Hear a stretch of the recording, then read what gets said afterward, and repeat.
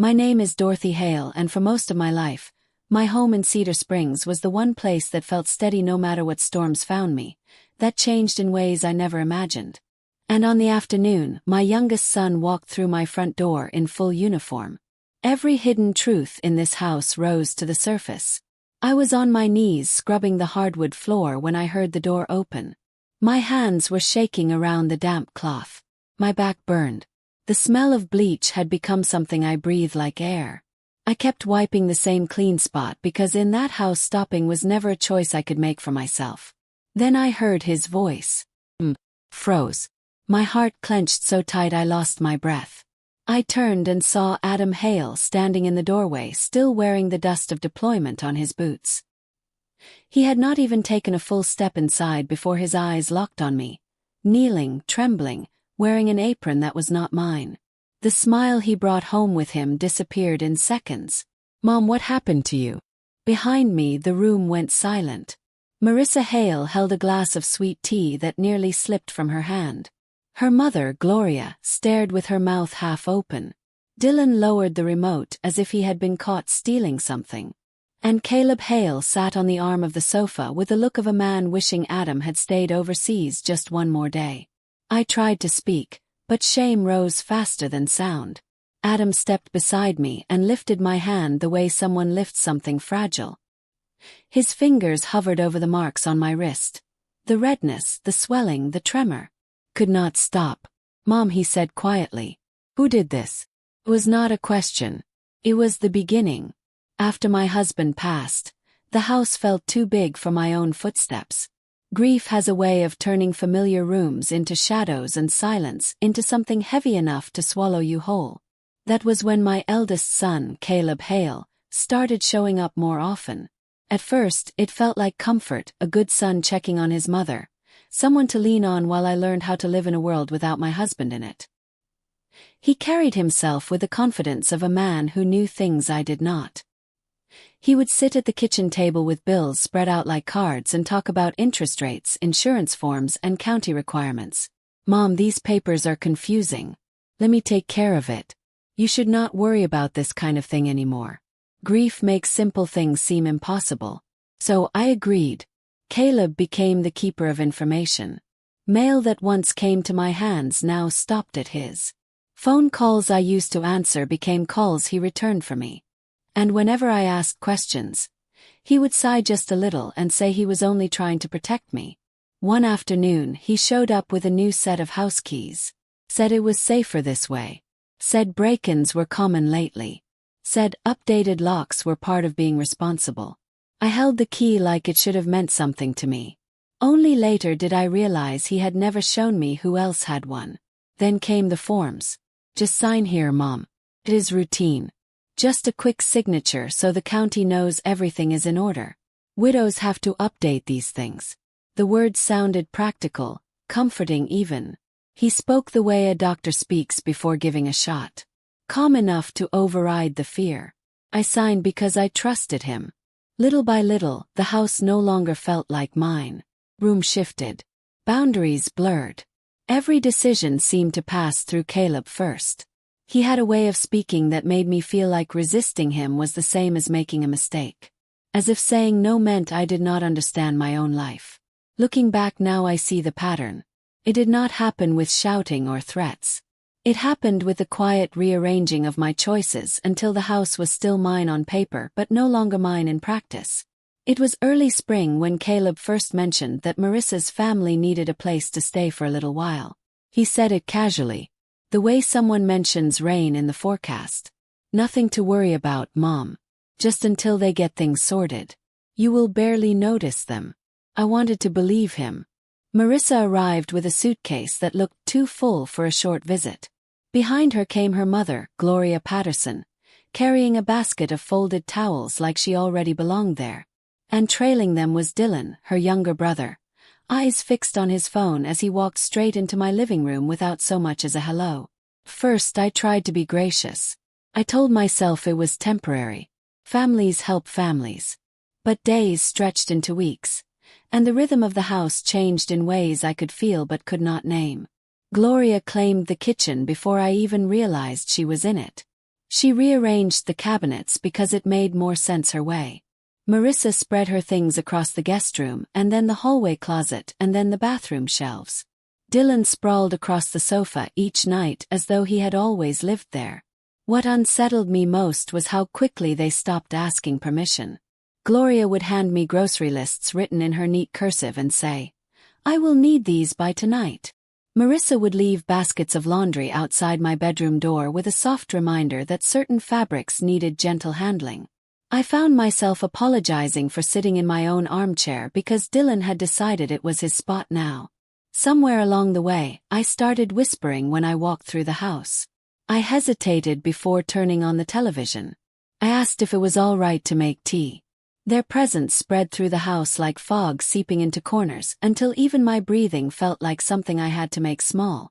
The worst part was realizing I had become a guest in the house I once built from nothing. Adam had written to me a week before saying his unit was finally rotating home, but he never gave a date. He liked surprising me.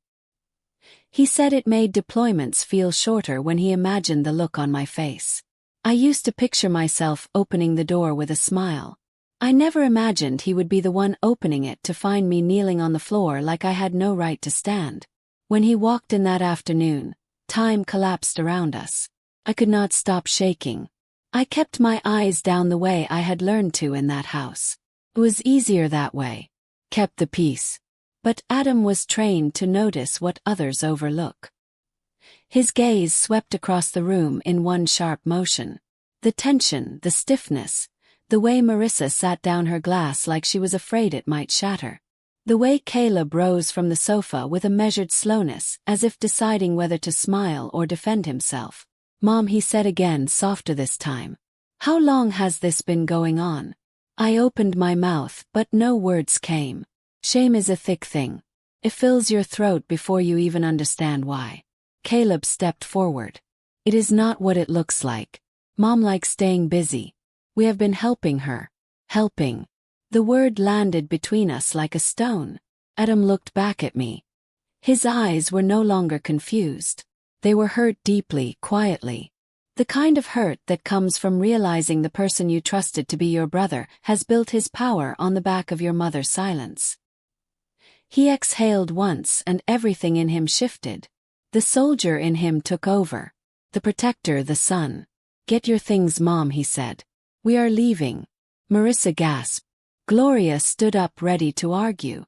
Caleb muttered something about Adam not understanding the situation, but Adam did not raise his voice. He simply offered me his hand. And for the first time in months, I felt permission to stand. Motel room Adam brought me to was small and worn. But the moment the door shut behind us, I felt air return to my lungs. No eyes watching me. No footsteps pacing behind my back. No voices telling me what I should be doing. Just quiet. A kind of quiet I had forgotten existed.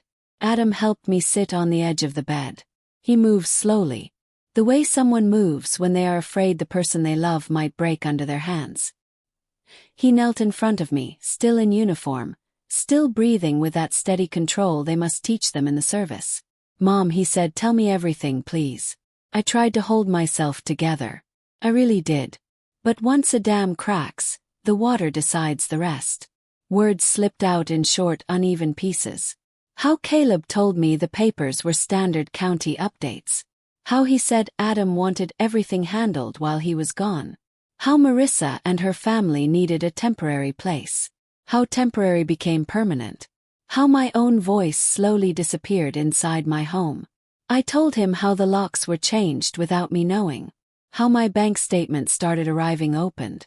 How I was told repeatedly that I could not understand certain things without help.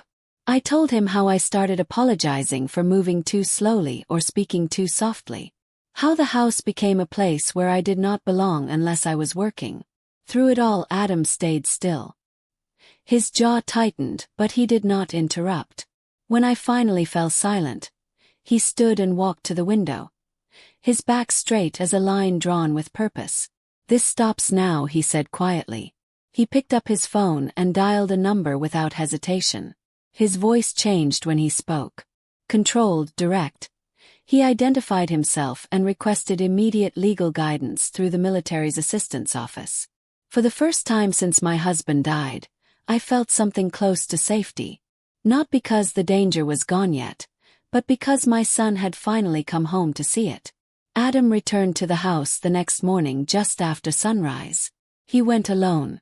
I watched him leave the motel parking lot with a knot in my stomach, afraid of what Caleb might do and afraid of what Adam might discover. But Adam moved with the calm certainty of someone who had already decided the truth mattered more than anyone's comfort. Before he even reached the front steps, he had already turned on the small recording device tucked into his jacket. He later told me he wanted every detail preserved exactly as it unfolded. The condition of the house, the way people spoke, the way they reacted when confronted. He said, "Evidence is not just facts. It is behavior." Caleb opened the door with a mix of false surprise and annoyance, as if Adam showing up again were some kind of inconvenience. "What are you doing back here, Caleb?"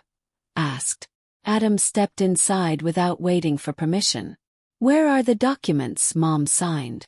Caleb laughed. A short, stiff sound. "You do not walk in here demanding things.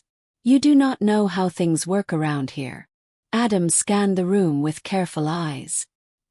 He noticed the clutter, the bills scattered across the table, the laundry baskets, the drawers left open as if searched through hurriedly. He took pictures one by one while Caleb followed behind him, demanding explanations. "You need to leave," Caleb insisted. "Mom wanted this, she made these choices. Stop trying to create drama." Those words. "Mom wanted this." Adam paused long enough for the recorder to capture them clearly. Then he turned. "Show me the paperwork." Caleb hesitated. His face went still the way a man's face goes still when he realizes the ground beneath him has shifted. But Adam waited, a long, steady silence that left no room for escape. Finally, Caleb walked to the bedroom and pulled out a stack of folders from the dresser. Adam photographed every page: transfers of authority, joint access forms, a deed modification request, all filled out in Caleb's handwriting except for my signature at the bottom. Adam did not shout. He did not threaten. He simply gathered the evidence and walked out the door. Caleb followed him onto the porch. "This is all being blown out of proportion," he said. "Mom needed guidance. I gave it." Adam looked at him with a calm I can only describe as heartbreaking. "You took advantage of a grieving woman," he said. "That ends today." When Adam returned to the motel, he carried not just folders and photographs, but a heaviness in his shoulders that told me he had seen more than he expected. He laid everything out on the small table and went through each paper with a precision that made my hands tremble. Every signature, every date, every note written in the margins. He handled them as if touching the evidence of my pain required care. 2 hours later there was a knock on the door. A woman introduced herself as a representative from Adult Protective Services. Beside her stood an investigator from the State Elder Justice Unit. Their presence felt unreal, like something that happened to other families in news stories. Not people like us, not in our quiet town. But Adam had moved quickly. He had already forwarded everything he documented. They came because the situation was no longer a family disagreement. It was a case. They spoke to me gently but directly. They asked about the daily routines in the house, about who controlled my finances, about how decisions were made. They asked whether I felt pressured, whether I felt watched, whether I felt free. I realized I could not answer yes to any of those questions. The investigator leaned forward slightly. "What happened to you is not a misunderstanding," she said. "It meets every marker of coercive control. You were isolated, manipulated, exploited financially. None of this is your fault."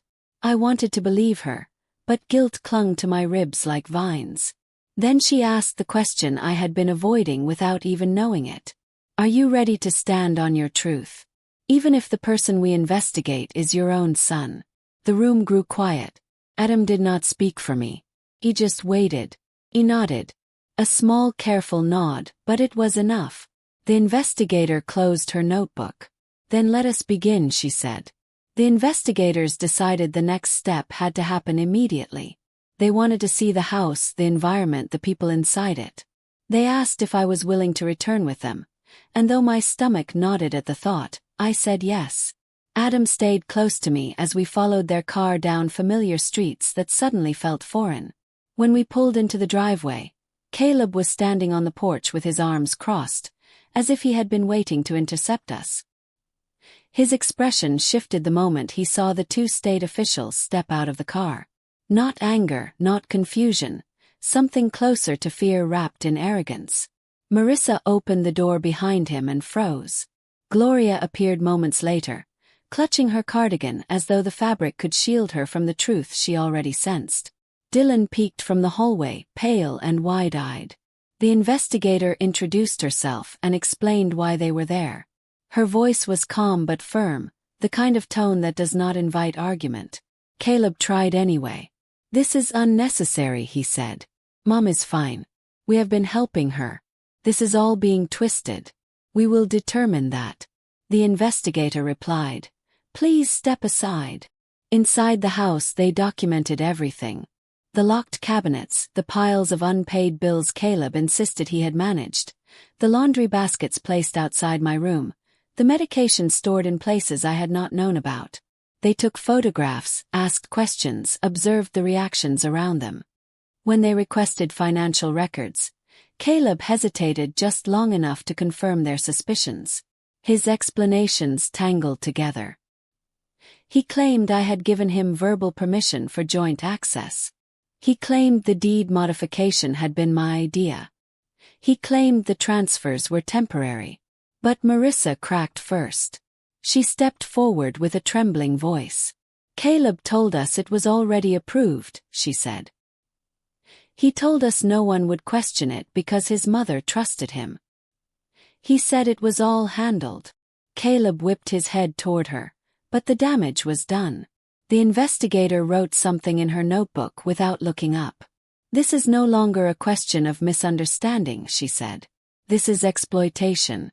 For the first time I saw Caleb's confidence falter. His face tightened, his jaw clenched. The house he built on silence was beginning to fall apart. The investigators called for law enforcement once they finished their walkthrough. I stood in the entryway, gripping the railing while the house buzzed with a kind of tension I had never felt before. It was as if every wall had finally found a voice, and none of them were on Caleb's side. 2 officers arrived, speaking quietly with the state team before stepping into the living room. Caleb straightened his shoulders as if rank or posture could save him. He lifted his chin, wearing the same expression he used when lecturing me about responsibility. "Sir," one officer said, "we need you to step forward." Caleb scoffed. "For what?" "For taking care of my mother. For doing what none of you bothered to do." The officer did not respond. He simply removed a small case from his belt, opened it, and held out a hand. "Your badge and your weapon, please." Caleb froze. The color drained from his face. That single moment cracked whatever confidence he had left. Slowly, with shaking hands, he unhooked his holster and placed it on the table. The badge followed. It looked smaller than I remembered, somehow fragile now that it was no longer his shield. Marissa gasped, covering her mouth. Gloria reached for a chair. Dylan stepped back like he feared he might be asked to answer for something too. Caleb turned toward me. Then his voice wavered between anger and desperation. "Mom, tell them. Tell them I protected you. Tell them I did this for you." For a long time I could not speak. The hallway felt longer than it had ever been. I looked at the floor he once ordered me to scrub. At the walls he filled with his rules. At the home he had slowly taken piece by piece until I no longer recognized myself in it. When I finally lifted my head, his eyes were waiting for mine. "You protected control," I said. "Not me." The officer nodded slightly as if those words were the final confirmation he needed. He guided Caleb's hands behind his back. The click of the cuffs felt like an exhale the house had held for too long. As they led him outside, he did not look back. The silence he left behind was not empty. It was freeing. When the front door finally closed behind the officers, the house felt hollow, as if every sound had been emptied out and placed somewhere new. I stood in the center of the living room, the room Caleb once treated like his command post, and let the stillness settle around me. For the first time in years, it did not feel like a place I had to survive. It felt like a place I might actually live in again. Adam stepped beside me, his presence steady. "You did the hardest part," he said gently. "Now we start moving forward." Moving forward turned out to be a stack of papers, meetings, and signatures. Not rushed ones, not pressured ones, but signatures I chose. The next morning, representatives from Adult Protective Services drove us to the county building. The fluorescent lights flickered overhead, and the processing clerk spoke softly, almost like she knew how much noise we had already endured. They laid the documents out in front of me. The first restored full ownership of my home to me alone. The second removed every unauthorized access to my accounts. The third established a no-contact order protecting my peace from every person who had chipped away at it. My hand hovered over the first line. For a moment, I remembered all the pens Caleb had placed in my hand, the impatient tap of his foot, the way he convinced me that questioning him meant I was ungrateful. But then I remembered something else. The steadiness in Adam's voice when he said I deserved better. The calm certainty of the investigators who believed me without hesitation. I signed slowly, cleanly, not one letter shook. When we stepped outside, late afternoon sun stretched across the pavement. Adam opened the car door and waited for me to settle in before closing it with a gentleness that contrasted the months before. "You did this, Ma," he said, sliding into the driver's seat. "Not the investigators, not the court. You." I breathed in deeply, letting the air fill places inside me that had been empty for too long. I was not the woman kneeling on a cold floor anymore. I was someone who had stood back up, and standing felt like coming home. A few days later, Adam asked me to come with him to a small law office on the east side of town. The parking lot was quiet, tucked between a bakery and an old insurance building. Nothing about it looked dramatic from the outside. But inside those walls, my son was about to close a chapter he once believed would last a lifetime. His attorney, a composed woman named M. Dillard, spread several documents across the conference table. Her voice was calm but firm, the kind of tone that didn't waste words. "These papers begin the dissolution of your marriage," she explained. "Grounds include infidelity, financial misconduct, and endangerment of your mother's welfare." Hearing myself referenced like a factor in legal paperwork made something twist in my chest. I wasn't the reason Adam was ending his marriage. But I was the line they had crossed. Adam sat straight, eyes steady as he read through each section. He didn't rush. He didn't shake. He didn't look angry anymore either. Just resolved. "She'll see all of this?" he asked quietly. "She will," Ms. Dillard said. "Her attorney will review it with her. You won't have to speak to her unless the court requires it." He nodded, relief flickering across his face. I turned to him then. "You sure about this, baby? You don't owe me a divorce. You don't have to break your life because mine was shaken." He met my eyes with a steadiness I hadn't seen since he came home that day. "Ma, this isn't about breaking anything," he said. "It's about stopping what was hurting you and blinding me. I stayed loyal to someone who used us both." He picked up the pen. He hesitated only once, not from doubt, but from recognition. This signature meant he was stepping away from the life he thought he had. Then he signed with one clean motion. Ms. Dillard gathered the documents, sealing them inside a manila folder.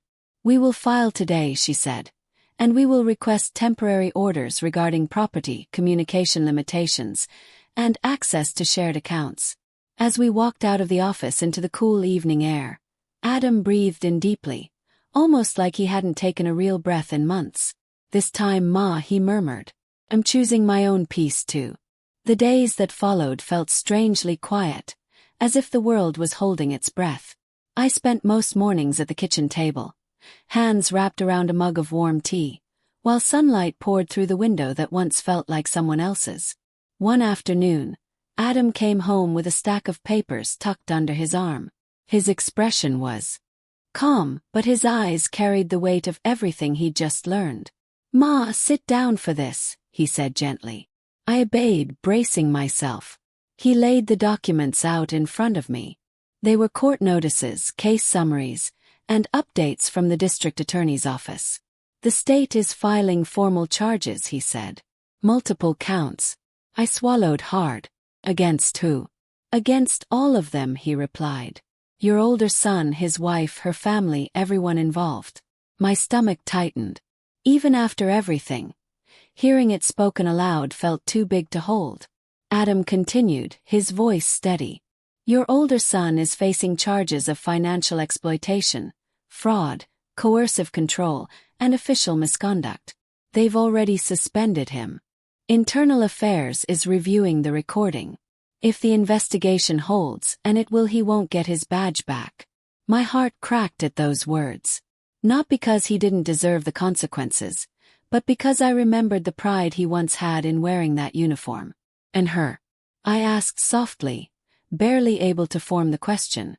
Adam exhaled. "She's charged with conspiracy and participation in the exploitation. She's trying to shift blame, offer information, but the paper trail is too clear. And her family, detained as co-conspirators for their financial involvement." For a long moment, neither of us spoke. The air felt heavy but honest. "Do you hate them?" finally whispered. Adam leaned back, thinking. "I hate what they did," he said. "I hate how easily they used your trust, but hate's heavy. Ma, I've carried enough heavy things. I'm not picking that up too." His words settled over me, warm and aching at once. "They're facing what they built," he added quietly, "and we're finally standing outside of it." The next time Adam and I sat across a table covered in paperwork, it wasn't my name written across the top of every page. It was his. We were in a small law office downtown, the kind with worn carpet and soft lamps that made even the hardest conversations feel a little less sharp. His attorney, a steady woman named Miss Grant, spread the documents out in logical rows. "These cover dissolution of marriage, division of assets, and your statement of grounds," she explained. "We're keeping it direct. Adultery, financial betrayal, and the endangerment of your mother's welfare." I felt that last phrase strike somewhere deep inside me. I had never imagined I would be part of the grounds for my own son's divorce. But Adam didn't flinch. His jaw was set, his eyes focused, the pen resting in his hand like he already knew the answer. "You're sure?" I asked softly. "You don't have to do this because of me." He met my eyes calm and steady. "Ma, this isn't about paying a debt. This is about stopping someone who helped destroy you and nearly destroyed me too. There's no marriage worth saving if it thrives on someone else's suffering." He signed one clean, confident motion. The attorney gathered the papers and opened another folder. "On the criminal side," she said, "charges have been formally filed. Your brother is facing multiple felonies. Your wife is out on bond under strict no-contact orders. Her family is also being held accountable." Adam nodded, expression unreadable. "And what happens now?" "There will be hearings," Ms. Grant replied.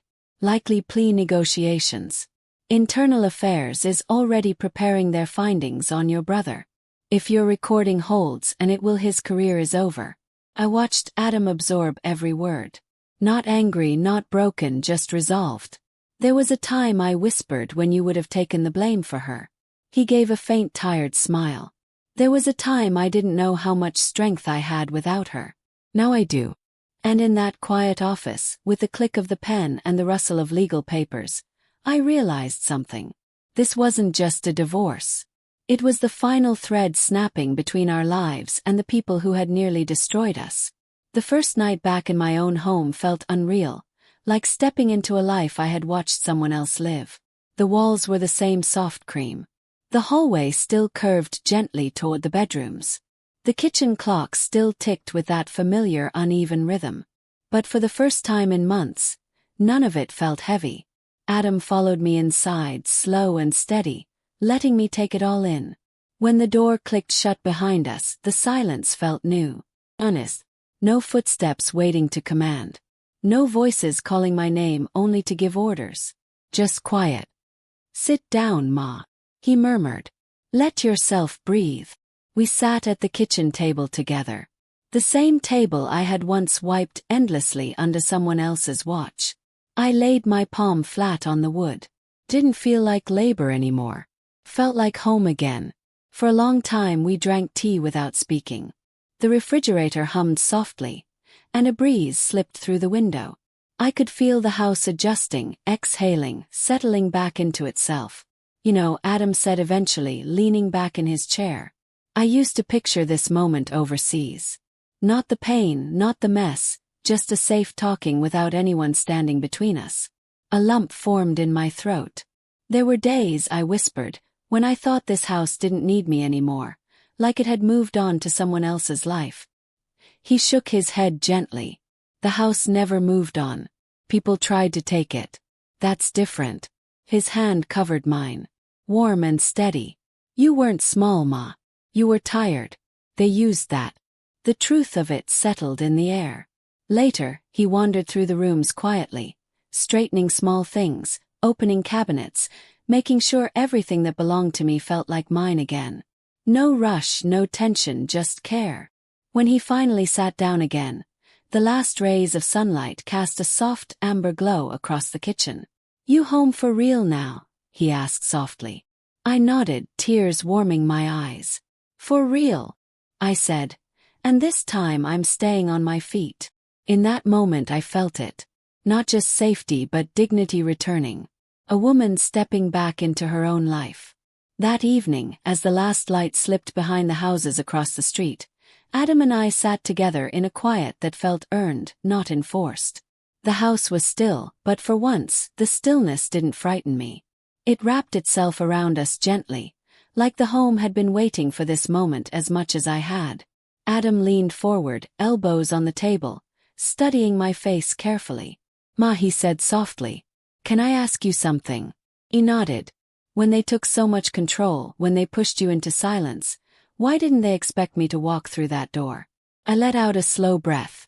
"Maybe they thought distance was the same as indifference," I said. "Maybe they, who helped destroy you and nearly destroyed me too. There's no marriage worth saving if it thrives on someone else's suffering." He signed one clean, confident motion. The attorney gathered the papers and opened another folder. "On the criminal side," she said, "charges have been formally filed. Your brother is facing multiple felonies. Your wife is out on bond under strict no-contact orders. Her family is also being held accountable." Adam nodded, expression unreadable. "And what happens now?" "There will be hearings," Ms. Grant replied. "Likely plea negotiations. Internal Affairs is already preparing their findings on your brother. If your recording holds and it will, his career is over." I watched Adam absorb every word. Not angry, not broken, just resolved. "There was a time," I whispered, "when you would have taken the blame for her." He gave a faint, tired smile. "There was a time I didn't know how much strength I had without her. Now I do." And in that quiet office, with the click of the pen and the rustle of legal papers, I realized something. This wasn't just a divorce. It was the final thread snapping between our lives and the people who had nearly destroyed us. The first night back in my own home felt unreal, like stepping into a life I had watched someone else live. The walls were the same soft cream. The hallway still curved gently toward the bedrooms. The kitchen clock still ticked with that familiar uneven rhythm. But for the first time in months, none of it felt heavy. Adam followed me inside, slow and steady, letting me take it all in. When the door clicked shut behind us, the silence felt new. Honest. No footsteps waiting to command. No voices calling my name only to give orders. Just quiet. "Sit down, Ma," he murmured. "Let yourself breathe." We sat at the kitchen table together. The same table I had once wiped endlessly under someone else's watch. I laid my palm flat on the wood. Didn't feel like labor anymore. Felt like home again. For a long time we drank tea without speaking. The refrigerator hummed softly, and a breeze slipped through the window. I could feel the house adjusting, exhaling, settling back into itself. Adam said eventually, leaning back in his chair. I used to picture this moment overseas. Not the pain, not the mess, just a safe talking without anyone standing between us. A lump formed in my throat. There were days, I whispered, when I thought this house didn't need me anymore, like it had moved on to someone else's life. He shook his head gently. The house never moved on. People tried to take it. That's different. His hand covered mine. Warm and steady. You weren't small, Ma. You were tired. They used that. The truth of it settled in the air. Later, he wandered through the rooms quietly, straightening small things, opening cabinets, making sure everything that belonged to me felt like mine again. No rush, no tension, just care. When he finally sat down again, the last rays of sunlight cast a soft amber glow across the kitchen. You home for real now? He asked softly. I nodded, tears warming my eyes. For real, I said, and this time I'm staying on my feet. In that moment I felt it. Not just safety but dignity returning. A woman stepping back into her own life. That evening, as the last light slipped behind the houses across the street, Adam and I sat together in a quiet that felt earned, not enforced. The house was still, but for once, the stillness didn't frighten me. It wrapped itself around us gently, like the home had been waiting for this moment as much as I had. Adam leaned forward, elbows on the table, studying my face carefully. Ma, he said softly, can I ask you something? He nodded. When they took so much control, when they pushed you into silence, why didn't they expect me to walk through that door? I let out a slow breath. Maybe they thought distance was the same as indifference, I said. Maybe they believed grief had made me easier to shape. And maybe they counted on you being too far away to see the truth. He nodded, eyes thoughtful. Then he reached across the table, resting his hand over mine. But you're not alone now, he said. And nobody gets to rewrite your life again. Outside, a car passed by slowly, its headlights sweeping across the living room wall. Everything felt calmer, simpler, and for the first time in a long time, safe. I looked around the kitchen, the cabinets I once cleaned for someone else's convenience, the counters where I wasn't allowed to cook unless given permission, and realized something. This wasn't just a house again. It was proof that surviving isn't the same as living. And reclaiming your life isn't about dramatic moments. It's about quiet ones. About drinking tea at your own table without fear. About turning on a light without asking. About standing where you belong. Adam squeezed my hand gently. You home, Ma? Really home? I smiled, small but certain. And I won't forget how hard we fought to get here. Then, speaking as much to myself as to anyone who might ever hear my story, I said, sometimes the people who hurt you the most share your last name, and sometimes the person who saves you does too. Your life, your voice, your home, they're worth protecting no matter who you have to stand up to. If you're listening to this, I hope you remember something important. You're never too old, too tired, or too broken to take your life back. And if this story touched you, please consider liking, sharing, and commenting. Your engagement helps these stories reach someone who might need the reminder that they are not alone. Thank you for watching. Stay safe, stay strong, and take care of your heart.